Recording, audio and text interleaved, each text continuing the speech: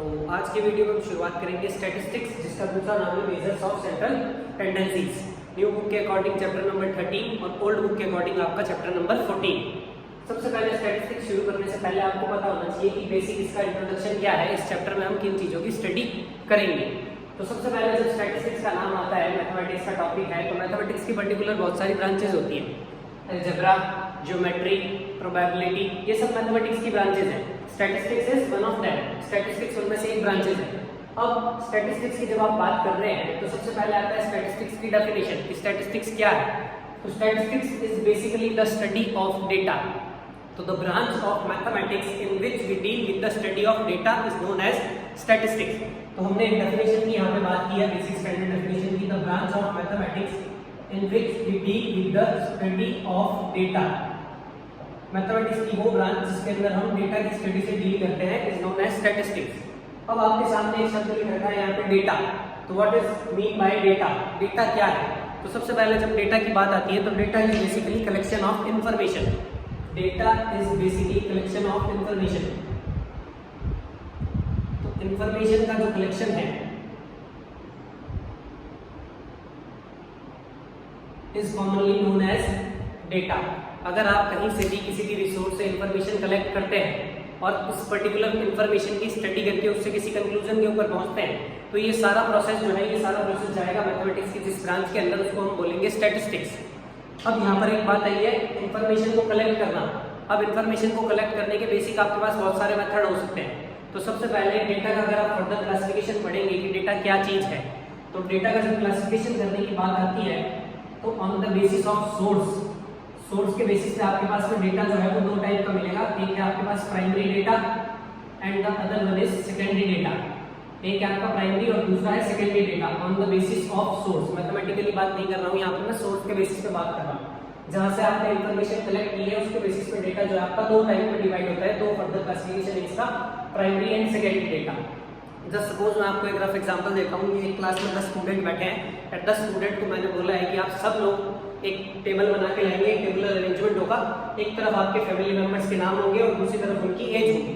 आपने अपना नाम लिखा, इधर एज, मदर का नाम एज, फादर का नाम age, uncle age, sister age, brother and age. 10 बच्चे बैठे थे, 10 लोगों को एक बोला कि आप एक इन्फॉर्मेशन लेके आइए अपनी फैमिली की। एक तरफ उन सबका नाम होना चाहिए आपके फैमिली मेंबर का और दूसरी तरफ एज होनी चाहिए। अब जब 10 बच्चे लेकर आएंगे मेरे पास, तो सबका इंफॉर्मेशन अलग होगा, सबके फैमिली मेंबर्स के नाम अलग होंगे, सबकी एज जो अलग होगी, क्योंकि ये डेटा जो है ये अपनी ओरिजिनल फॉर्म में है, किसी ने भी किसी से कॉपी नहीं किया डेटा। तो जो डेटा अपनी ओरिजिनल फॉर्मेट में होता है उसको बोला जाता है प्राइमरी डेटा। जो डेटा अपना ओरिजिनल फॉर्म में है, अपनी बेस फॉर्म के अंदर है, जो डेटा या पहले कभी भी कलेक्ट नहीं किया हुआ, फर्स्ट टाइम कलेक्ट हो रहा है, collected for the first time,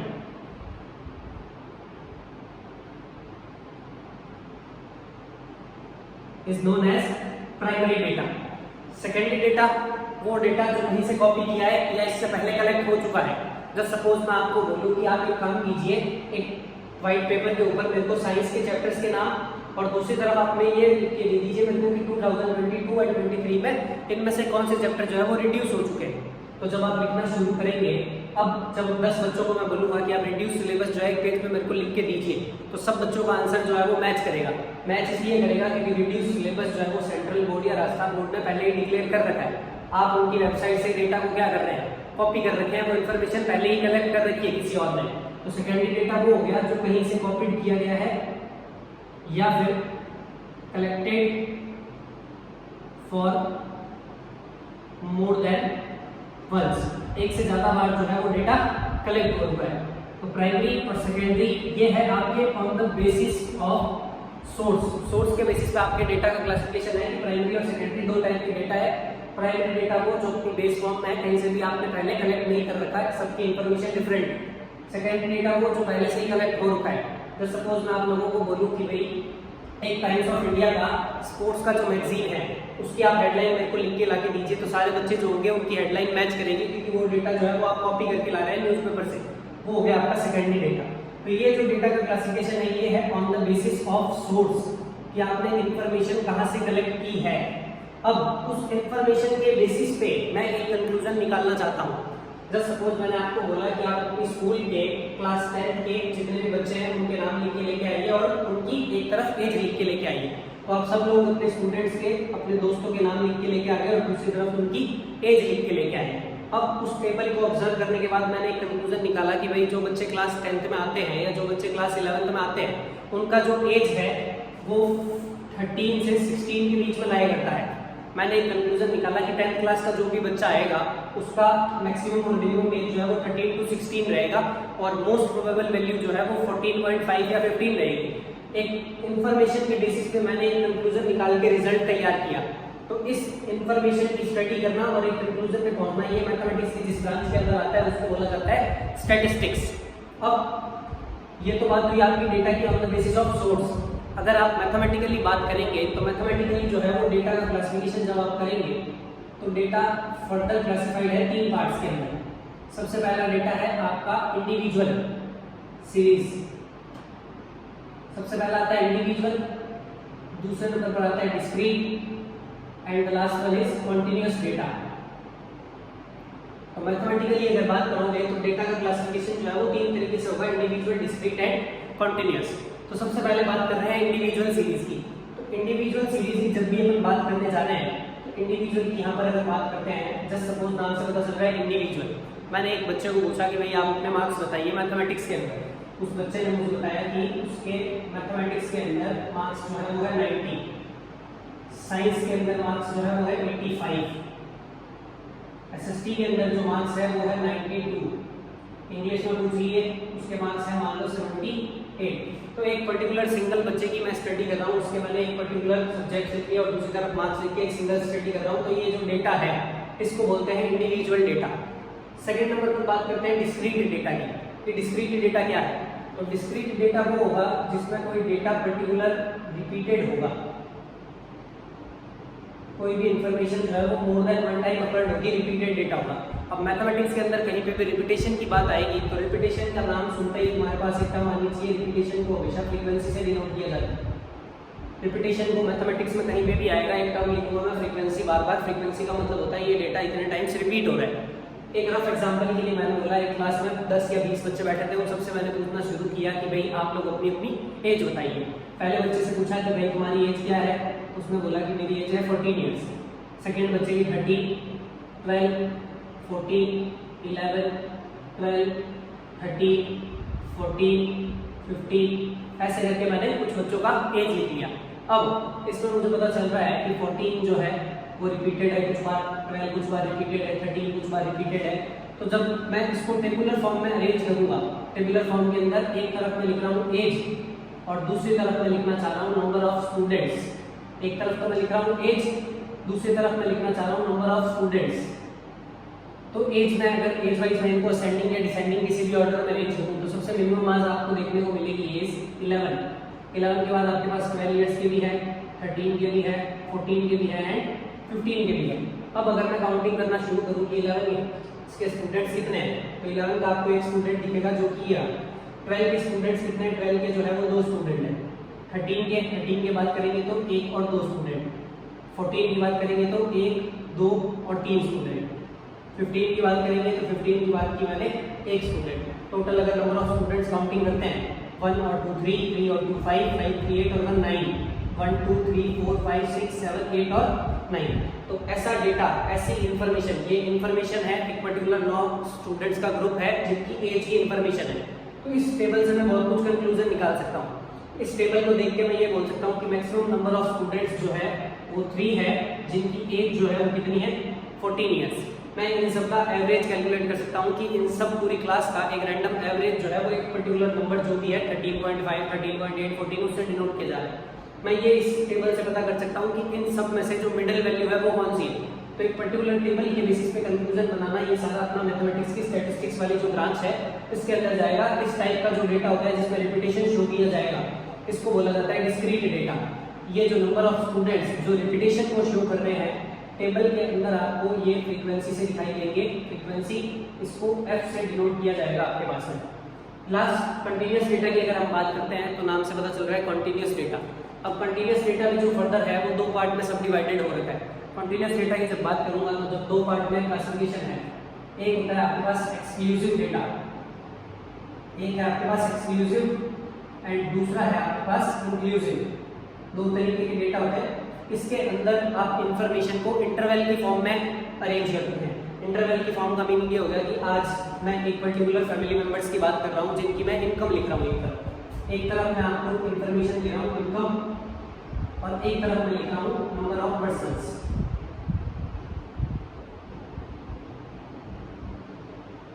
तो एक्सक्लूसिव डेटा की अगर बात करते हैं, मैं इनकम लिखना शुरू करता हूँ कि 10,000 से लेके 20,000 तक अर्निंग करने वाले 5 लोग हैं। तो अगर मैं एक इंटरवल में आइडिया दे रहा हूँ कि 10,000 से 20,000 वाले जो है वो 5 लोग हैं। 10,000 से 20,000 का मतलब हो गया किसी की इनकम 14,000 हो सकती है, किसी की 15,000 हो सकती है, किसी की 17,000 हो सकती है, किसी की 18,500 भी हो सकती है।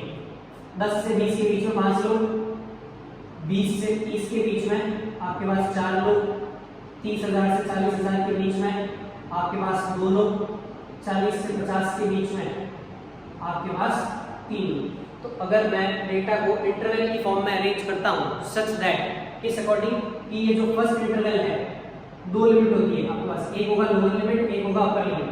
फर्स्ट इंटरवल का अपर लिमिट अगर सेकंड इंटरवल के लोअर लिमिट से मैच करता है, पहले इंटरवल का अपर लिमिट और सेकंड इंटरवल का लोअर लिमिट अगर आपका मैच करता है, इस डेटा को बोला जाएगा एक्सक्लूसिव सीरीज, एक्सक्लूसिव डेटा। लेकिन अगर ऐसा हो कि फर्स्ट इंटरवल का जस्ट सपोज मैं यहाँ पे लिख देता 10K से 19K, फिर लिख देता मैं 20K से 29K, फिर लिख देता 29K से 30K से 39K, इस तरह इनकम, और दूसरी तरफ हुई नंबर ऑफ पर्सन्स। तो अगर मैं इस अकॉर्डिंग आपके पास में लिख रहा हूँ 10 से 19K के 4 लोग, 20 से 29 के 6 लोग, ये 2 लोग। तो इन्फॉर्मेशन 2 तरीके की है। अगर तुम्हारा फर्स्ट क्लास का अपर लिमिट और सेकंड क्लास का लोअर लिमिट मैच करता है, उस डेटा को बोला जाएगा एक्सक्लूसिव सीरीज। बट अगर फर्स्ट क्लास का upper limit and second class का लोअर लिमिट मैच नहीं करता है, उनमें कुछ डिफरेंस है, इस सीरीज को बोला जाता है इंक्लूसिव सीरीज। अब हम जो भी स्टडी करेंगे, जो भी कंक्लूजन निकालेंगे, वो हम एक्सक्लूसिव सीरीज का निकाल पाते हैं। तो अगर कभी भी क्वेश्चन में हमारे पास में सीरीज इंक्लूसिव आती है, तो हम पहले इंक्लूसिव को कन्वर्ट करेंगे किसके अंदर, एक्सक्लूसिव के अंदर। तो इसको कन्वर्ट करने के लिए एक टर्म यूज करूंगा मैं बार बार, उस टर्म को बोला जाता है करेक्शन फैक्टर। तो correction factor is the term which is used to convert the inclusive series into exclusive. तो इंक्लूसिव को एक्सक्लूसिव में कन्वर्ट करूंगा, उस टेबल के बेसिस पे जो भी मेरे को स्टडी करके जो भी कंक्लूजन पे पहुंचना है, तो वो सारे रिजल्ट जो है वो एक्सक्लूसिव सीरीज का निकलेगा। तो बेसिकली हमने बात की कि स्टैटिस्टिक्स क्या है, मैथमेटिक्स की वो ब्रांच जिसके अंदर हम डेटा की स्टडी करते हैं। अब डेटा की बात की तो डेटा का कलेक्शन ऑफ इंफॉर्मेशन की, आपकी इंफॉर्मेशन कहीं से भी आपने किसी भी रिसोर्स से कलेक्ट की है, उस चीज को डेटा बोलेंगे और उसके ऊपर स्टडी करके आप फर्दर किसी कंक्लूजन पे पहुंचेंगे। वो सारा जो है वो मैथमेटिक्स के जिस ब्रांच में जाएगा उसको हम बोलेंगे स्टैटिस्टिक्स। अब डेटा का जब हमने क्लासिफिकेशन किया तो डेटा का on the basis of source के बेसिस पे डेटा 2 तरीके का था, एक प्राइमरी था और एक सेकेंडरी। प्राइमरी डेटा वो जो अपनी बेस फॉर्म में है, जो अपनी ओरिजिनल फॉर्म में है, कहीं भी पहले कलेक्ट नहीं किया हुआ, collected for the first time, पहली बार आप कलेक्ट कर रहे हैं, किसी से भी कॉपी नहीं किया। जस्ट सपोज मैंने आपको बोला कि आप अपने घर का लास्ट मंथ का इलेक्ट्रिसिटी का बिल लेके आइए, तो जितने भी लोग हैं उन सबका इलेक्ट्रिसिटी का बिल डिफरेंट होगा। वो हो गया प्राइमरी डेटा का एग्जाम्पल। तुम्हारी फैमिली मेंबर्स पूछे, तुम्हारे दोस्तों के नाम पूछे, सबकी एज पूछी, ये हो गया प्राइमरी डेटा। सबका डेटा अलग अलग है, ओरिजिनल फॉर्म में सबने पहली बार कलेक्ट किया है। सेकेंडरी डेटा वो डेटा जो आपने कहीं से कॉपी किया है या एक से ज्यादा बार कलेक्ट हो चुका है।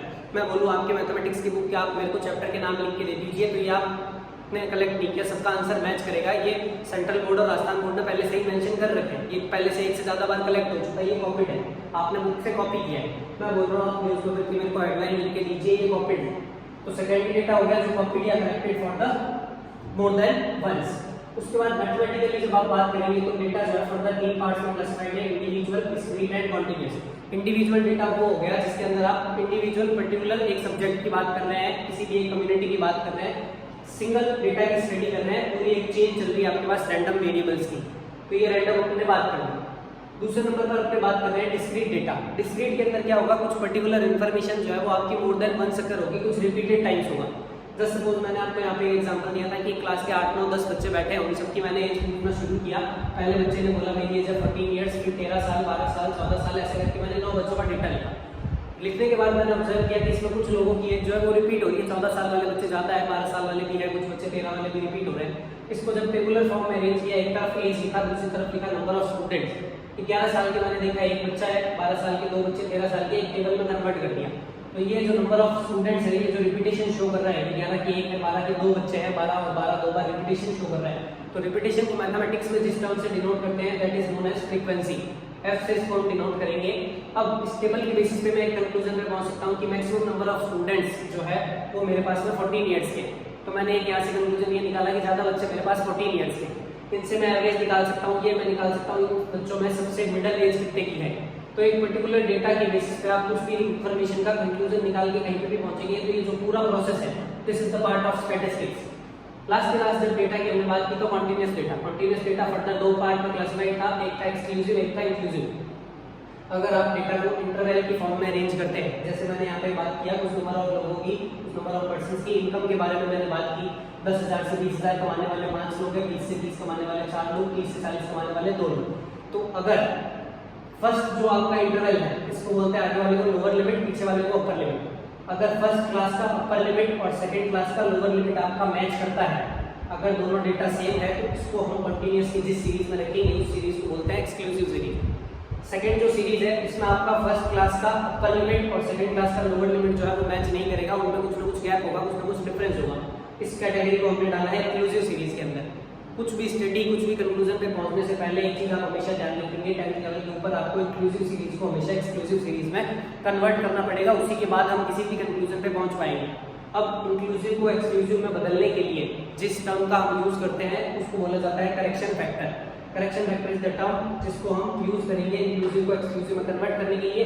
उसके बाद हम फर्दर इसके ऊपर क्लासिफिकेशन करेंगे।